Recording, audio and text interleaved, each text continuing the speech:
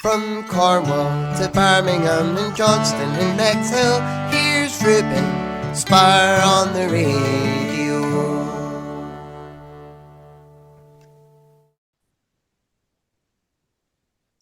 Hello to Angela Saini. How are you today? I am doing awesome. Thanks for having me. Thank you for chat to you today. So, can you tell me how long have you been a singer-songwriter for? Well, I started out playing in a rock band when I was 15 years old. So I've been playing music for a long time. I started out in my high school rock band in Calgary, Alberta, which is in the west side of Canada by the Rocky Mountains. And that band toured around Canada for about 10 years. We put out 4 records. And that's the reason I actually live in Toronto, which is where I live now. So I went solo in 2012. I've been playing as a solo artist. I've always been Angela Saini, but now I'm Angela Saini since 2012. So that's like almost 13 years, 12 years or so. So, do you like performing solo or in a band with other musicians? I actually love doing both. I do play with a backing band here in Southern Ontario. I haven't brought them on tour yet, but I do like the chemistry you can have with other musicians on stage, and I love the fuller sound. You can present the songs with much more instrumentation. So I do like that. And I also really like playing that intimate solo show where, you can hear a pin drop, like that kind of show I also really like because there's a different kind of connection with the audience that you can foster when it's just like you and a guitar. So I really do like both. So, can you tell me, what was it like going into the? Because you went in the studio with the band that you went with. So, what was that like? Oh, super fun. I actually really like recording. I've recorded many different kinds of ways. Sometimes just me and a producer, sometimes me and the band, recording live off the floor. Some of my most recent songs that I've released in the last 3 years or so are either band recordings that I recorded with my regular players that I play with live off the floor. We kind of recorded them and then overdubbed, kind of standard. But my latest single, doesn't have the band. It was like a totally different process to record it. And I kind of like both. I think that when you record, the most important thing is trying to get the essence of what the song is about from an emotional standpoint, of course, from a vocal standpoint. But something that I really like about being in the studio is like all of the extra things you can add. I'm always thinking about, oh, what's the next harmony or like what's the great background vocals that we could add. What's the drum fill going into the chorus? Like I really like to wear the co-producer hat, when I'm in the studio. It's really fun to record. It's just really just a snapshot of a song because as you play it live, it might evolve over time. It might change as years go by, but the capture is really fun, the process of it. So, can you tell me more about your debut EP, Cake and Cake and Calluses? Calluses. Yeah. Yeah, my debut EP came out in 2012. And it's funny because I was in Toronto already. I'd moved here with my band. We kind of imploded as bands do. And I'd been always kind of playing solo, but always kind of on the side, right? Like I would write songs and kind of funnel them into my rock band all the time. But in 2010, I started getting some accolades from my solo material, which I hadn't really released yet or taken very seriously. And I got a runner up to be like it was like an acoustic music songwriting award, and then the winner was actually Megan Trainor, which is kind of a fun side note. Nobody knew who Megan Trainor was at the time. I don't if you know who she is. She's got some big songs out now. But I something kind of fueled me to make a solo record. And it was really just going to be a solo record. I didn't realize I was kind of just journeying into a whole new solo artist career at the time. Um, and it was kind of getting a lot of friends to help me out in the studio because at the time I didn't have a lot of money to record. I kind of put together a band, but I'd had these songs that I've been working on for some time, not all that seriously, but then, I kind of started running with it because, people seemed to like what I was doing. And then a year later, I put out my second EP after going to LA and doing some music conferences there. And the response to my music was so strong that I just kind of went into the studio again pretty quickly and put out the second one a year later. So, what was it like recording your debut single called "Living on the Bright Side"? That song. You know, that one that's a near and dear to me song because it's kind of my one of my more well-known songs. It's been played on CBC radio here in Canada, and a lot of people have heard it. But that song was born out of an ice storm. So I'm not sure if your listeners might know what an ice storm is, but in southern Ontario here in Canada, it's like how it sounds. So it rains, but it becomes ice on impact. So an ice storm can take down trees. It gets stuck to your windshield. It creates icy roads. It's just total havoc. So it was a particularly bad year of ice storms here and in Toronto, where I live. I hadn't seen the sun in probably about 4 or 5 weeks. It was the middle of winter. And then, in the depths of my despair, the last straw was my tour van died. And it was kind of like that rock bottom sort of moment. And in that moment, like that song came out. And it's such a happy kind of boppy tune. I mean, living on the bright side. Um, but it was really born out of like the depths of my despair and like sadness. And I find that I kind of get depressed in the winter, kind of like everybody else does. It's gray and, rainy or cloudy and snowy and cold. But a lot of my happier songs kind of come out at that time. So it's a kind of a cathartic way to maybe deal with my emotions. So Living on the Bright Side is kind of one of my favorites from over the years because it's just a mantra of mine. It's just like who I am. I'm a living on the bright side kind of girl. So, what was it like recording a live album? Can you tell me more about live and alive? Yeah, so that was a fun opportunity. I didn't really intend to record the live album. It was really I've been lucky, performing for such a long time in Toronto specifically. I had some friends in the audio engineering world. I had a sound tech that did my sound a lot at the Drake Underground, and I had a show there with my band. And he said, I'd love to record it live off the floor if you want to. He had the know-how and the tech skills to do it. And it was a really great show because it was a special event that we performed in. It was a great show, and so he captured it. And then a few months later, I got to open up for a more well-known artist at the Mod Club, which is a very well-known club that's now changed names in Toronto, but it's a very well-known, iconic place. And it was the same sound tech, a friend of mine, who said, let's record this one too. And so this one was just me. This show was me solo with my guitar. So Live and Alive was born out of these really great two opportunities to kind of capture what I do live, solo and with my band. And so when I released it, I kind of did, half solo, half band, and a fun collection of songs of, what I do live. So if you can't see me live, you can check it out online. And if you do see me live and like it, you can take me home with you. That's how I always like to say, if people want to buy my CD, like that's just like a fun way to capture your music, but in a different way. It's a great way to support artists by buying their merchandise. Yeah, absolutely. Really helps. That's for sure. Especially for a touring artist. That's for sure. So, can you tell me more about the guitar you got behind you there? Oh yeah, I have a few. This one you're seeing is my electric guitar. So this is an Ibanez hollow body guitar. It comes out usually when I play with my live band. When I play solo, I generally play a lot more acoustic, depending though. And this baby is behind me, which I'll show you too. This is a not a hollow body. Well, it's obviously a hollow body because it's an electric acoustic guitar, but it's a jumbo. See how big it is? Jumbo.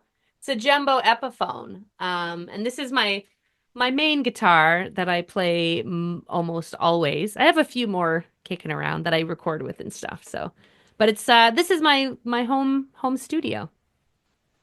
So, do you just play guitar, or do you play any other musical instruments? Well, I like to joke that I fake playing piano really well. I'm not too much of a, tickle of the ivories person, but I can do some things by ear, and I actually kind of write sometimes on piano if I'm kind of feeling like in a creative rut of sorts. Sometimes it's fun to go to a different instrument and you can get all new ideas if you kind of just change what instrument you're playing. I'm also a really good percussionist, I will say. I'm very good at like shaker and tambourine, and that's a real skill to stay in time, as all the drummers would know. So I do a lot of my own percussion actually on my records too. I just have a really good time. I like to brag. Yeah. What's your voice? That's a musical instrument as well. Well, that's my main instrument. I mean, I've always been a singer. I mean, I think my ultimate joy in life is singing. I never feel more happy and alive than when I'm singing. It's like my favorite thing. So, can you tell me more about the single that was called "Right Here Beside You"?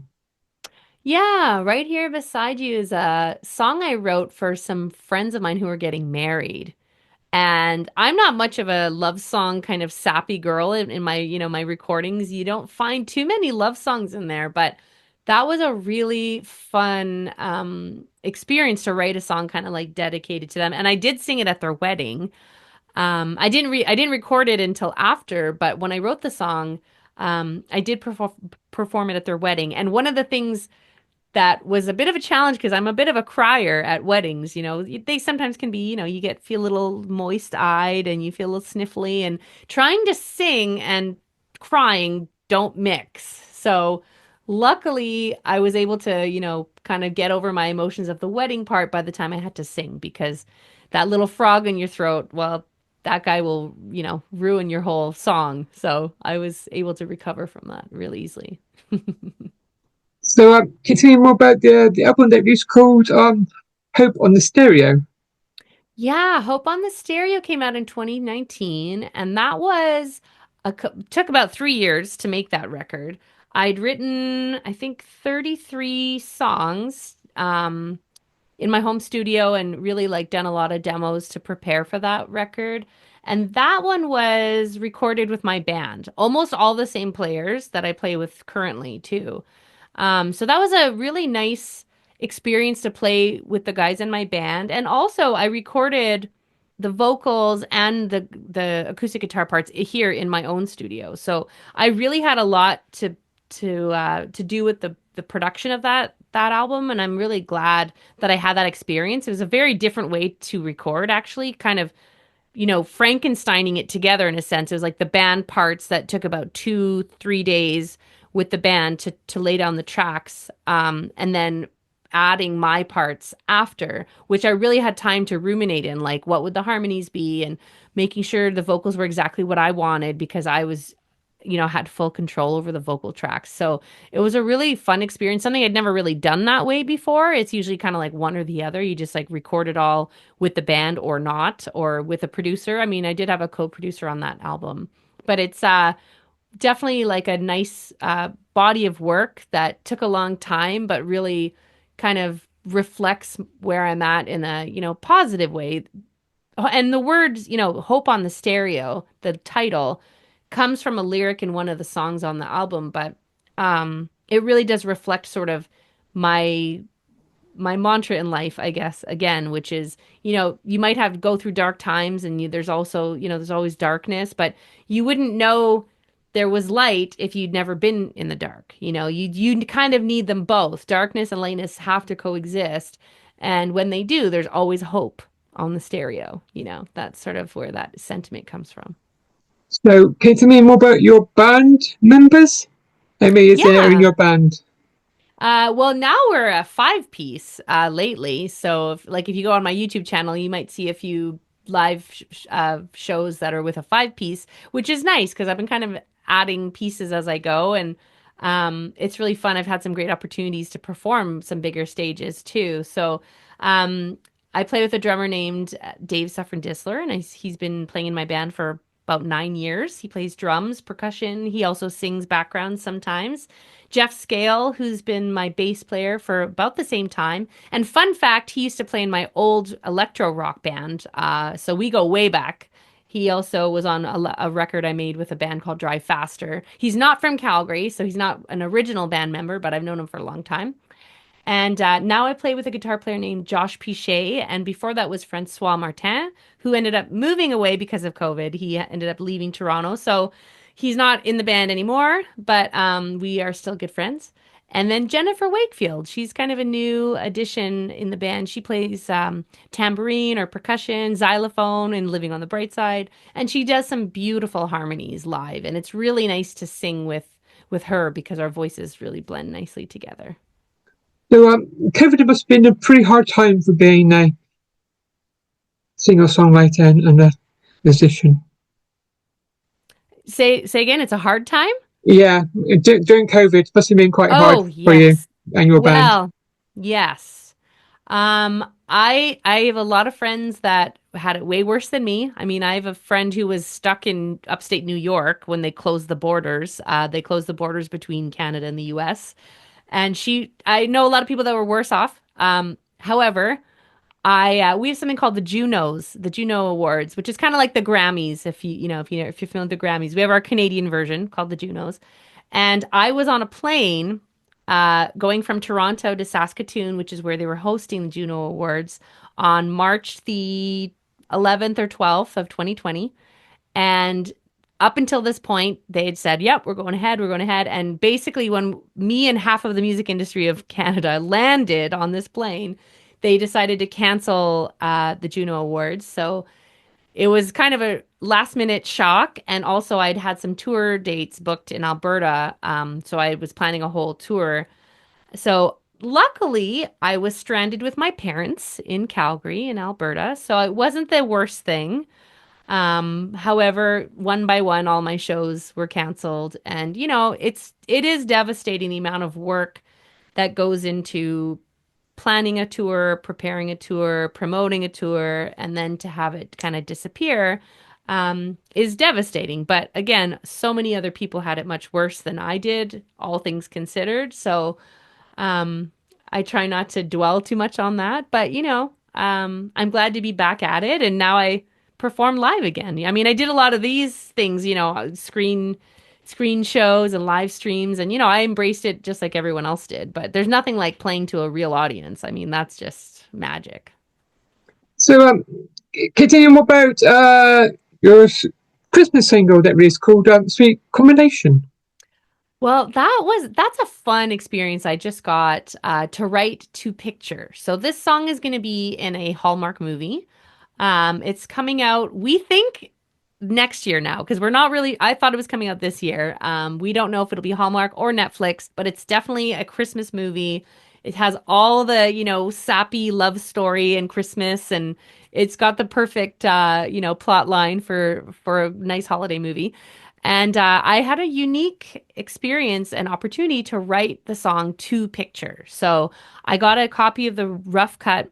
I saw the movie and I wrote the theme track, which is called Sweet Combination, because this particular movie has a plot line, just like every other Hallmark movie, that heartwarmingness, but it centers around baking. So the main plot line is, love story, insert baking, and then, the holidays, uh, all the holiday Christmas stuff. So that's where Sweet Combination comes in. The song is about, the kind of double entendre of sweet combination could be between two people, but it's also what makes cookies good. Sweet combination. You need spices and flour and baking soda and sugar and all the things. So, continuing about your latest single called "Wanna Be You." Wanna Be You is the first single off my upcoming album that's coming out next year. And this song is all about self-love. It's a little bit of a commentary about, social media and how we tend to compare ourselves with everyone else. It's a lot easier to do nowadays with, social media and the internet than it used to be. But it's really celebrating who you are and loving yourself and not trying to be like everybody else. So I'm really excited with some of the, themes like that, celebrating your uniqueness and celebrating who you are instead of trying to be like everybody else. That's really the essence of the song. So, painting, what's it like being an independent artist? It's busy, sometimes overwhelming, but it's so fun because, nobody tells me what to do. Nobody gives me deadlines. I control every aspect of my career. I get to tour, around, like I'm going to be in the UK next month. I get to control all aspects of it. So it's super fun, exciting, exhausting, but also, rewarding and creative, most importantly, because I love singing and I love writing songs and sharing them with an audience. So it's a mixed bag, of course, when you wear so many hats, but it really is rewarding. And when you love what you do, as they say, you never work a day in your life. So, can you tell me if you've got any gig coming up in the near distant future? Yeah, well, my next one is going to be in London. So I'm going to be playing an Americana showcase at the Signature Brew Black Horse Road location. It's Black Horse Lane, Unit 15 in London. That's going to be January 25th. And the show is an afternoon show. It starts at 1 p.m. sharp because I'm going to be playing at 1 p.m., kicking off the show. And then there'll be 3 Americana artists performing as well. I'm looking forward to it. So, finally, can you tell my listeners where can I find you on your social media? I'm pretty easy to find. I will give everyone a caveat. There is another Angela Saini. Funny enough, if you Google her, she's a past BBC reporter, so she's an English Angela Saini. So it's easy to get us confused, but she doesn't write songs or sing, so that's the difference right there. But you can find me at Angela Saini, SAINI.com.